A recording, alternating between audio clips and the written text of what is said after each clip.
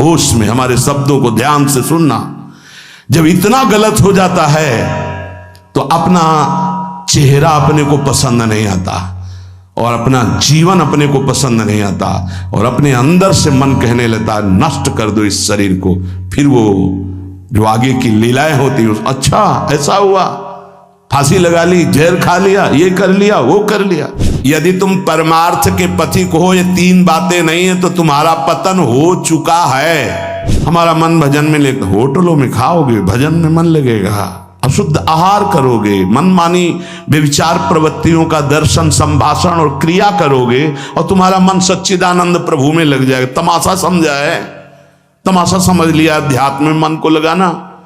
अपनी दिनचर्या में इतना पावर है कि जहर भी समन हो जाएगा। मीरा जी का समन हो गया ना। अगर नियम है 1:45 बजे उठने का, स्नान का, तो 1:45 बजे ही उठना चाहिए, 2 नहीं बजना चाहिए।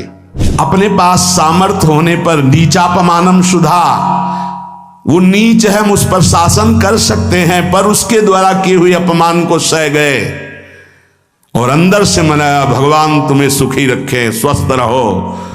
जिसका इंद्रिय मनोनिग्रह युक्त समय व्यतीत होता है भगवत चिंतन में, वो महापुरुष है, अभी वर्तमान में ही है। चिंता मत करो, स्थिति जागृत होने में देर नहीं। सच्ची सच्ची तुमने बहुत सामर्थ्य है, जागो। अगर झुक गए तो रौंद दिए जाओगे। ये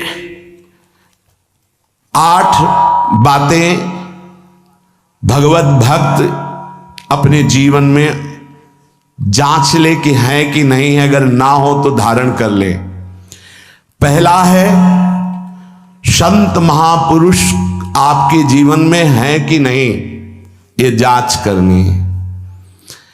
देखा है हमने, अगर किसी संत को आदर्श मानकर आप नहीं चल रहे हो तो दिमाग को खसकते हुए देखा, खसक गया है दिमाग। वो मनमानी आचरण केवल सिद्ध बनने के लिए कर रहे हैं। उनके आचरण ऐसे कि भोले भाले लोग ये समझे कि ये तो सिद्ध है। और जानते हो सिद्ध किसे कहते हैं?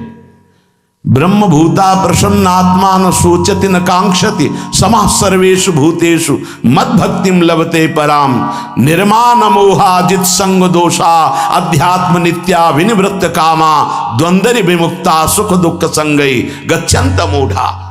ये स्थिति आनी चाहिए।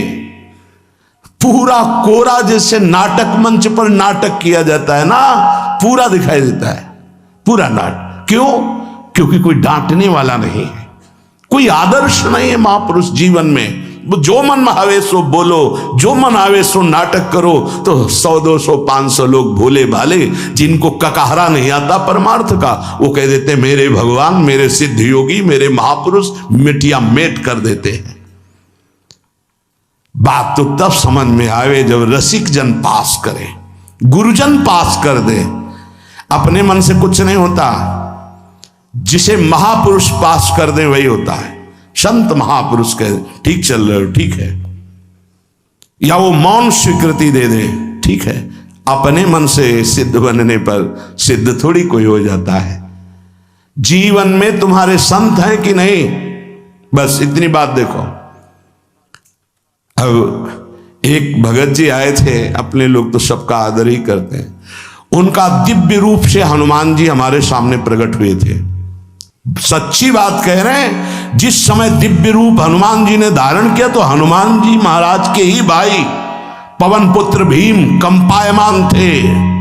भीम जैसे हनुमान जी वैसे भीम, बड़े बड़े पर्वतों को अपनी टक्कर से चूर करने की सामर्थ्य रखने वाले। अभी पैदा ही हुए थे भीम और गोद में लिए हुए माता कुंती चल रही थी।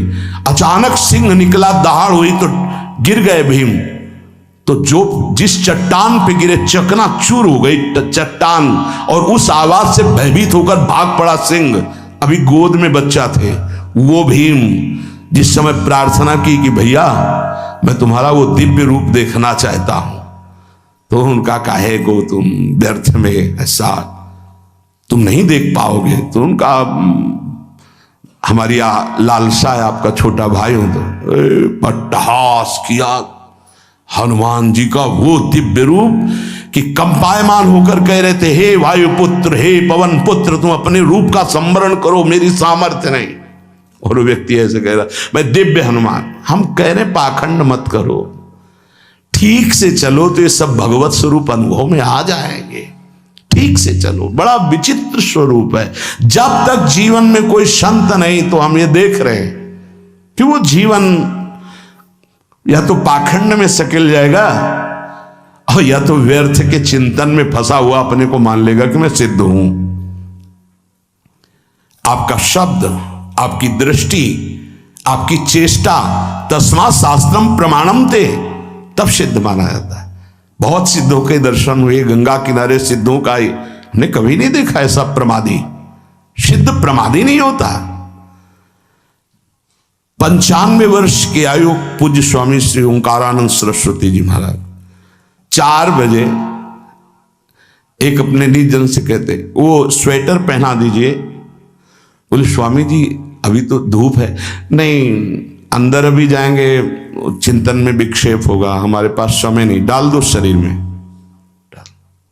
अब इसका एक साधारण शब्द हुआ, इसका प्रभाव इतना पड़ा कि इतनी अवस्था में इतने चिंतन परायण की स्वेटर पहनना है ये स्मृति बाधा ना पहुंचा पावे, डाल दो शरीर में।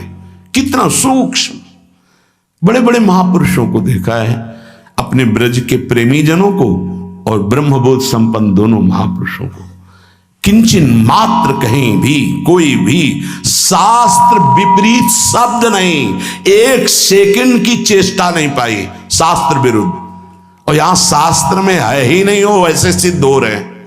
क्यों? क्योंकि जीवन में किसी आदर्श महापुरुष का अंकुश नहीं। अगर किसी संत का भय तुम्हारे जीवन में नहीं है तो ये माया रौन देगी, पक्का समझ लीजिए।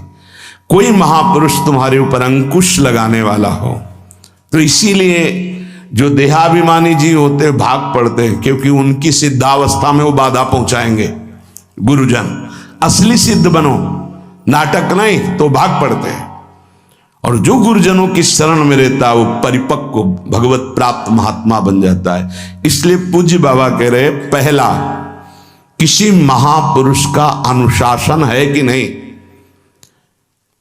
प्रगट में अनुशासन जरूरी है, प्रगट में अनुशासन जरूरी है।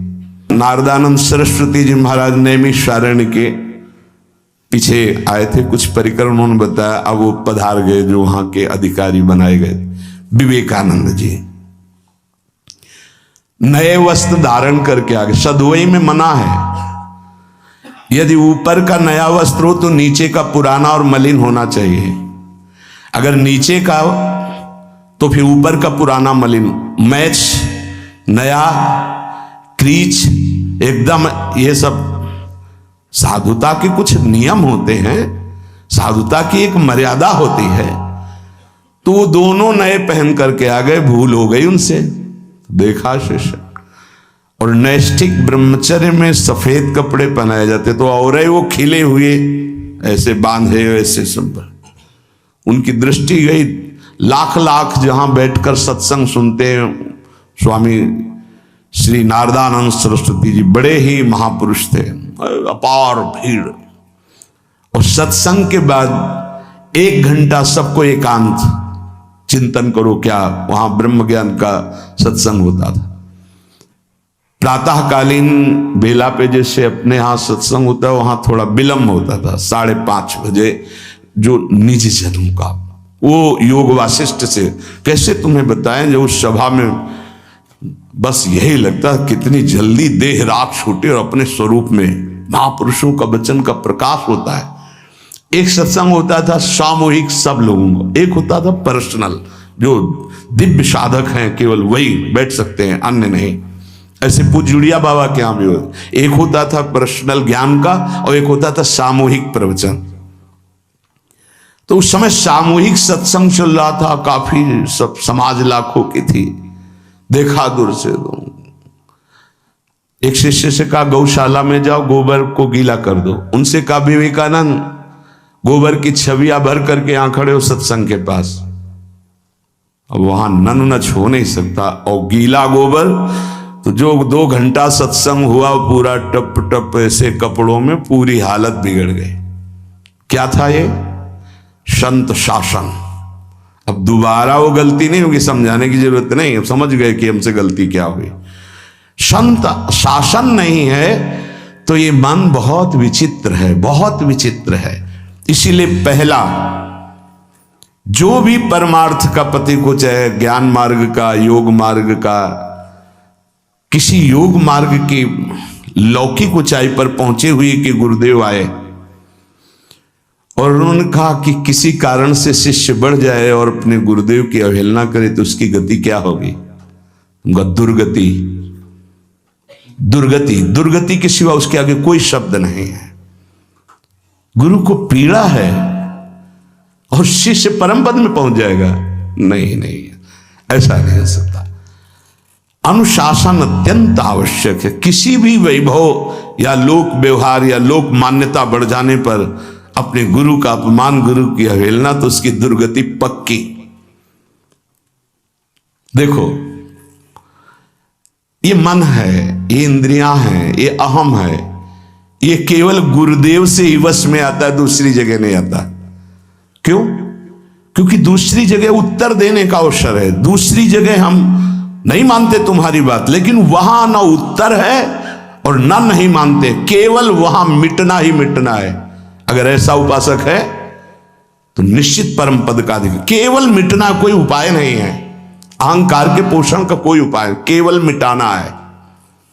रो लो, चिल्ला लो, जो तुम्हें करना है कर लो, आना तुम्हें इसी मार्ग में पड़ेगा, दूसरा कोई रास्ता नहीं।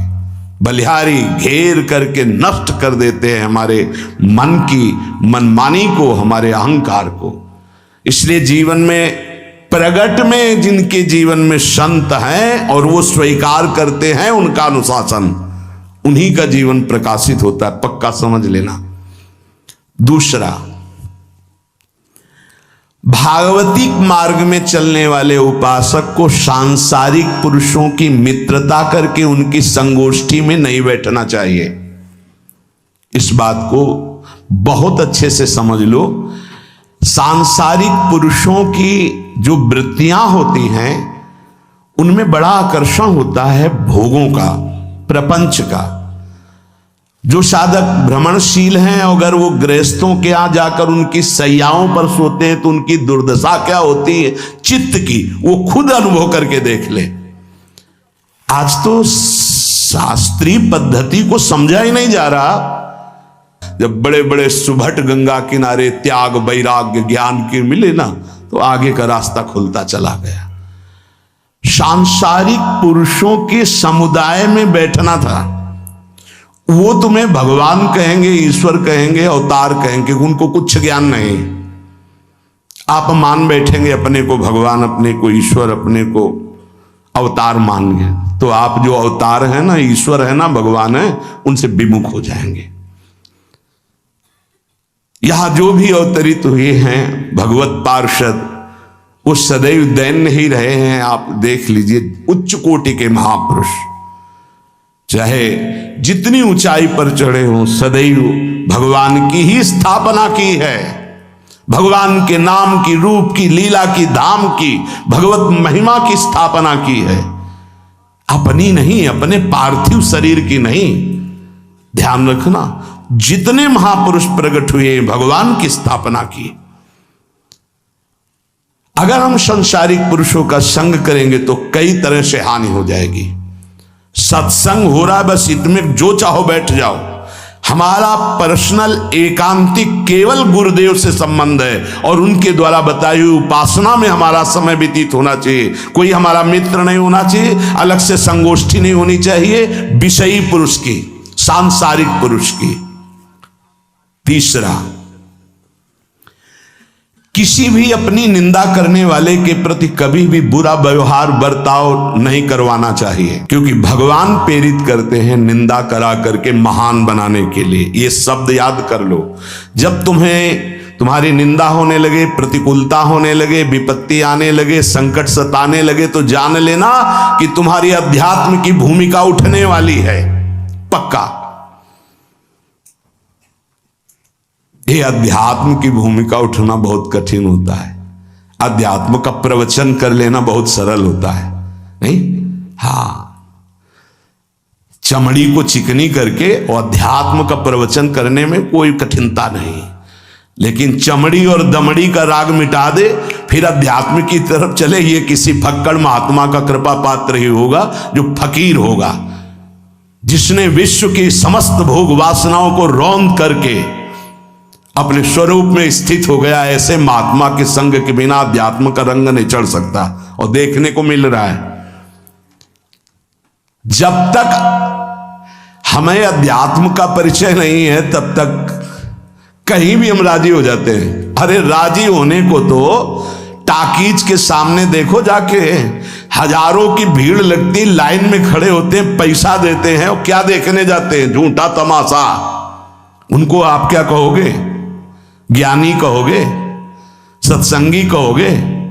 भीड़ का इकट्ठा हो जाना कोई अध्यात्म का चमत्कार नहीं होता। तो अध्यात्म का चमत्कार तो अंतर की वृत्ति का परिवर्तन हो जाना होता है। नहीं तो अगर एक नृत्य करने लगे ना तो हजारों उसको देखने खड़े हो जाते हैं। फिर 14 संगीत बज रहे हैं, फिर इसके बाद अगर हजारों ये बैठे मनोरंजन कर रहे हैं तो इनका कोई महत्व तो नहीं। अगर एक महात्मा कह देता है कि तुम वास्तविक भगवत मार्ग के पथिक हो तो धन्य हो गया जीवन, और 1 करोड़ लोग कह दें कि परमार्थ का पथिक है तो मान्यता नहीं मानी जाएगी। ये अध्यात्म है। अध्यात्म इसीलिए कह रहे हैं कि सांसारिक पुरुषों की संगोष्ठी में रति न करे। तीसरी, अपनी जब कोई निंदा करे तो उसका भला जरूर मना देना, बुरा मत मना देना, नहीं तो अध्यात्म छूट जाएगा। अपने पास सामर्थ्य होने पर नीचापमानम सुधा, वो नीच है, हम उस पर शासन कर सकते हैं, पर उसके द्वारा किए हुए अपमान को सह गए और अंदर से मनाया, भगवान तुम्हें सुखी रखे, स्वस्थ रहो, और कभी भी हम आपका विरोध नहीं करेंगे। जब अवसर मिले तब फिर हमारी निंदा करना, भगवान तुम्हें स्वस्थ रखे, तुम्हारा कभी अमंगल न हो। ध्यान रखना अध्यात्म। चौथा, अपने मुख से कभी किसी की निंदा ना करना। निंदा व्यक्तिगत नाम लेकर के की जाती है, सिद्धांत सार्वभौम वर्णन होता है। जैसे यहां हम कह रहे हैं, वो निंदा सिद्धांत के विपरीत आचरण में जो चलते हैं उनकी है। कौन है? नाम नहीं है, रूप नहीं है। सिद्धांत में चलना एक ये मार्ग, सिद्धांत से बिलक चलना ये पाखंड है। पाखंड और दंभ की निंदा होती, और सत्य की कोई निंदा करे तो वो प्रकाशित होता है। सत्य निंदा से ढकता नहीं। जैसे कोहरा थोड़ी देर के लिए सूर्य को ढकने का नाटक कर सकता है, लेकिन सूर्य जब प्रकाशित होगा तो कोहरे की धज्जियां उड़ जाएंगी।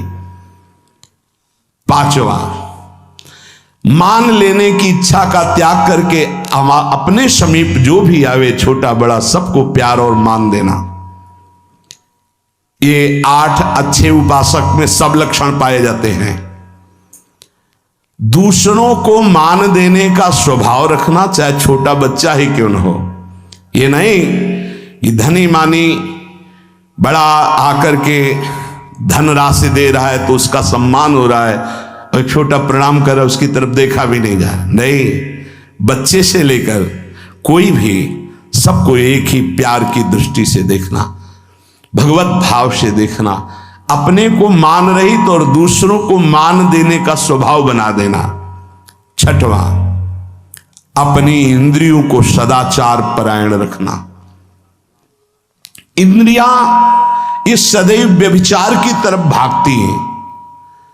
नेत्र व्यभिचार दोष, बार बार दूसरों के प्रति देखना आकर्षणकारी, कैसा भी दोष अंदर का भाव हो, नेत्र दोष। दूसरों की बातें सुनना, श्रवणेंद्रिय दोष। वाणी से दूसरों की चर्चा करना, वाणी, ऐसे हर इंद्रिय अपने व्यभिचार में जाना चाहती है। सदाचार परायण उपासक होता है। कल की बात है, कल चिंतन हो रहा था श्रीमद् भगवद गीता जी का। अगर उपासक में सदाचार इंद्रियों की पवित्रता नहीं है तो ढकोसला के सिवा कुछ नहीं रहेगा। ये अच्छे से समझ लो। इंद्रियों का विलास चल रहा, खुला दिखाई देता है, खुला एक दृष्टि होती है, उसमें दिखाई देता है। अंतर में ब्रह्म बैठा हुआ शांत मौन है और ये समझ नहीं पा रहा, केवल नाटक पे लगा हुआ है। अपना मन, अपनी इंद्रियां यदि संयम में नहीं है, सदाचार में नहीं है, तो ढकोसला ही है, आडंबर ही है, नाटक ही है, पक्का समझ लीजिए। अगर वो संयमी नहीं है, जितेंद्रीय नहीं है, मनोनिग्रही नहीं, तो अध्यात्म क्या है? क्या प्रवचन हो रहा है? किस बात का प्रवचन हो रहा है? जो अनुभव हुआ उसका हो रहा है, शास्त्र सम्मत हो रहा है। जितेंद्रियता नहीं, इंद्रिय निग्रह नहीं, मनोनिग्रह नहीं। छठवां, सदाचार परायण, अर्थात इंद्रिय और मन शास्त्राज्ञा के अनुसार चले। जिसका इंद्रिय मनोनिग्रह युक्त समय व्यतीत होता है भगवत चिंतन में, वो महापुरुष है। अभी वर्तमान में ही है, चिंता मत करो, स्थिति जागृत होने में देर नहीं। बंद रखो अपनी खिड़कियों को, कहीं माया की हवा ना घुस जाए। सच्ची सच्ची तुममें बहुत सामर्थ्य है, जागो। अगर झुक गए तो रौंद दिए जाओगे। एक एक बात अच्छे से समझ लो। मुस्कुरा के, प्रेम व्यवहार दिखा के, अपनापन करके फिर तुमको अधीन किया जाएगा। माया भगवती बहुत बलवती है, ऐसे करके फिर ऐसे प्रहार करती है, क्योंकि साधक बहुत प्रवीण है। ऐसे में अपने को बचा लेगा, लेकिन ऐसे में बचाना बहुत कठिन होता है। हमारी बात को समझ लेना, ऐसे में बचाना बहुत कठिन होता है, बहुत कठिन होता है। समर्पण का मिश, सेवा का मिश, अपनापन का मिश। हमारी इंद्री, हमारा मन बहुत धोखेबाज है, हमें कोई धोखा नहीं दे सकता। ये हमारा मन, हमारी इंद्रियां हमको धोखा देती है। साधु, साधक, परमार्थ पथिक, भक्त इस बात से परम सावधान। सदाचार और सरलता, संयम के साथ हमारा समय व्यतीत होना चाहिए। किसी के गवाही की जरूरत नहीं है, किसी के प्रमाण की जरूरत नहीं। आप खुद अपने हृदय की भूमिका को नाप लीजिएगा, कितनी ऊंचाई पर चढ़ रहे हो आपको खुद अनुभव में समझ में आ जाएगा। जो इंद्रियों का गुलाम, मन के द्वारा भ्रष्ट आचरण करने वाला है, कुछ भी हो, कोई भी हो, कहीं भी हो, दुर्गति शब्द से ही संबंध है। जीते जी दुर्गति, फिर फांसी ऐसी लगे तेषम दुख न हो। सच्ची मानना, जब गलत हो जाता है आचरण, तो अपना मन अपने को कहता नष्ट कर दो, ये जीवन किस काम का। होश में हमारे शब्दों को ध्यान से सुनना। जब इतना गलत हो जाता है तो अपना चेहरा अपने को पसंद नहीं आता, और अपना जीवन अपने को पसंद नहीं आता, और अपने अंदर से मन कहने लगता है नष्ट कर दो इस शरीर को। फिर वो जो आगे की लीलाएं होती है, अच्छा ऐसा हुआ, फांसी लगा ली, जहर खा लिया, ये कर लिया, वो कर लिया। वो इन्हीं इंद्रिय और मन की फिसलन को नहीं सह पाया। अच्छा, किसी महापुरुष का शासन नहीं था, नहीं, उस चूक में भी बचत हो जाती है। एक बहुत बड़े महापुरुष के समीप रहने वाले से चूक हो गई, तो उन्होंने अपने आसन के पास आसन लगवाया। सब साधुकों ने कहा कि बहुत बदनामी होगी, क्योंकि आपका नाम आगे है और वो आपके आश्रित है, ऐसा है किसी महापुरुष के। उन्होंने कहा तुम क्या समझते हो, ये भाया है, चूक हो गई, अब इसको कभी चूक नहीं होगी ऐसा बना देंगे, कभी त्रुटि नहीं होगी, इसको ऐसा बना देंगे। और वो फिर ब्रह्मावर्त बिठूर में रहे, और बहुत अच्छे महात्मा हैं, अब भी हैं। अगर संत का शासन है और आपसे चूक भी हो जाती है तो ऐसा बना देंगे कि दोबारा चूक नहीं होगी। पर इंद्रिय और मन को छूट देकर मनमानी आचरण करने वाला कभी साधक नहीं हो सकता, पक्का। और आप सच्ची मानना, आपकी एक बार इंद्रिय मन छूट हो गई तो जिंदगी भर दबे रहोगे, दहाड़ने लायक नहीं रहोगे। माया तुम्हारे को सदैव कोसती रहेगी, तुम्हारा हृदय जलता रहेगा। ऐसा कैसे हो गया, ऐसा कैसे हो गया। जब ऊंचाई की तरफ सोचोगे तो सामने वो अगर प्रायश्चित करके मिटा दिया है तो बात है, नहीं तो कर्म सामने आ जाएगा। लगेगा नहीं हम इसी ऊंचाई लायक नहीं है, नहीं हम इस ऊंचाई लायक। आपसे प्रार्थना कर रहे, अगर चूक हो गई हो तो उसको मिटा दो, नहीं आगे बढ़ने में बाधा पहुंचा देगा। अपने गुरुजनों से सलाह करके उसका प्रायश्चित कर लेना चाहिए। अगर गुरुजन कर दे जाओ कुछ नहीं तो कुछ नहीं, खत्म खेल, वो निपटा देंगे, वो करुणामय है, उनमें बड़ी सामर्थ्य है। पर छठवां सूत्र, सदाचार, संयम, जितेंद्रियता, मनोनिग्रह साधक में होना ही चाहिए। जो साधक एकांत में मनोरंजन करके अपने जीवन को नष्ट कर रहे हैं, अच्छा होता गृहस्थ धर्म में रहते, बाल बच्चे पैदा करके मेहनत करके धर्म पूर्वक कमाते और समाज की सेवा करते। यदि अखंड ब्रह्मचारी वैराग्य मार्ग के पथिक हो तो चूक ना होने पावे, प्रार्थना करते हैं। इंद्रियों को शिथिल ना होने देना, मन को शिथिल मत होने देना, नहीं तो ऐसा बंधन ये बांध देते हैं कि बड़े बड़ों को सर झुकाकर चलना पड़ता है, रौंद देती है माया। ध्यान रखना, सर उठाने लायक नहीं रह जाता। अगर इंद्रिय जन्य भोगों का आकर्षण नष्ट कर दे तो अपना मन अपने को जलाता रहता, धिक्कार देता रहता। कैसे हो गया ऐसे?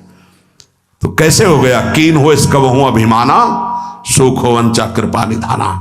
कहीं अभिमान हो गया कि मैं ब्रह्मचारी हूं, मैं जितेंद्री हूं, मैं मनोनिग्रही हूं, तो ठाकुर जी ने दाना फेंक दिया, देख भला मनोनिग्रही है तो मत चुन। लेकिन कृपा पात्र साधक पुनः अपने आप को सावधान करके सदाचार में ही स्थित रहे। आज सदाचार को समझा ही नहीं जा रहा कि सदाचार है क्या। सातवां, किसी भी पद को साधक कभी स्वीकार न करे। समाज में बड़े पद मिलते हैं, यहां भगवत प्राप्ति की वार्ता हो रही। किसी भी पद, किसी भी सम्मान को स्वीकार न करें। ये सब उपाधियां हैं, अगर उपाधियां स्वीकार की तो उपद्रव शुरू हो जाएंगे। कोई उपाधि स्वीकार न करो तो इतने महान बन जाओगे कि पूरे विश्व में तुम ही होगे। ये भी बात याद कर लो, कोई भी छोटी मोटी उपाधि स्वीकार की तो उस महान को नहीं प्राप्त कर पाओगे। विश्व में तुम ही होगे, या तो ज्ञान में तो एक तुमसे बड़ा कोई है नहीं, और अगर भक्ति में तो तुमसे छोटा कोई नहीं, तो विश्व में तुम ही तो हुई है ना। सब बड़े और आप छोटे, विश्व में आप त्रणादपि सुनीचेन, और ज्ञान तो हम ब्रह्मास्मि, सबको समेट लिया अपने में, एक के सिवा दूसरा कोई नहीं। यह है उपाधि रहित महापुरुष की स्थिति। कोई उपाधि स्वीकार न। अनंत ब्रह्मांडों का महारत्न इंद्र नीलमणि, जहां जहां भक्त मेरा चरण रखे वहां वहां रखूं हाथ, पीछे पीछे मैं फिरूं कभी न छाड़ूं साथ। इससे बड़ा कोई पद होगा? निरपेक्षम मुनिम शांतम निर्वैरम समदर्शनम अनुब्रजाम्य हम नित्यम पूजे यत्यंगुरेणु भी। जिसकी चरण रज लेने के लिए परब्रह्म परमात्मा पीछे डोलता है, वो है ये पद। जब कोई पद नहीं स्वीकार करता तो ये पद प्राप्त होता है। इसलिए सातवां, किसी भी उपाधि को, पद को साधक कभी स्वीकार न करे। आप यहां के अमुक बन करके अमुक नहीं, सेवाएं सब हैं पर सेवक हूं, कोई पद नहीं। देख लो बड़े बड़े महापुरुषों को। पूज्यपाद उड़िया बाबा जी ने जब देखा तो दंड का विसर्जन कर दिया कि पद की तरफ एक घसीट रहा है। गंगा जी में महाप्रभु चैतन्य देव ने गंगा जी में जो हमारे परम पद के बीच में आएगा वो सबका प्रवाहित कर देना ही उचित है। बहुत समझना, पूरे जीवन भर याद रखना, यह अध्यात्म है। अध्यात्म कभी कोई भी उपाधि स्वीकार ना करे। वो बहुत जल्दी उपाधियां सामने लिख दी जाती है, तभी कोई वो स्थिति ही नहीं आती। उपाधि, हमारे ब्रजमंडल में एक से एक महापुरुष हुए हैं। बाबा प्राण धन रहे हैं, कितने संत महापुरुष, और उनको यहां प्यार से ब्रजवासी जन मेरो बाबा, प्रिया प्रीतम के लाडले। कोई उपाधि नहीं, कोई पदवी नहीं, कोई प्रतिष्ठा नहीं। और आठवां, ये आखिरी, किसी भी परिस्थिति में अपने आराध्य देव का चिंतन ना छूटने पावे। पूर्णता,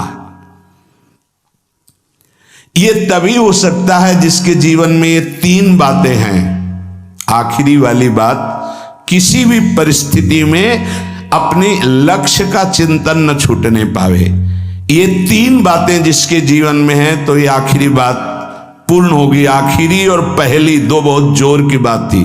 पहली थी किसी संत महापुरुष का शासन, और पूर्णता आई किसी भी परिस्थिति में अपने लक्ष्य का चिंतन न छूटना। बीच में अपने आप सब आ जाएगा।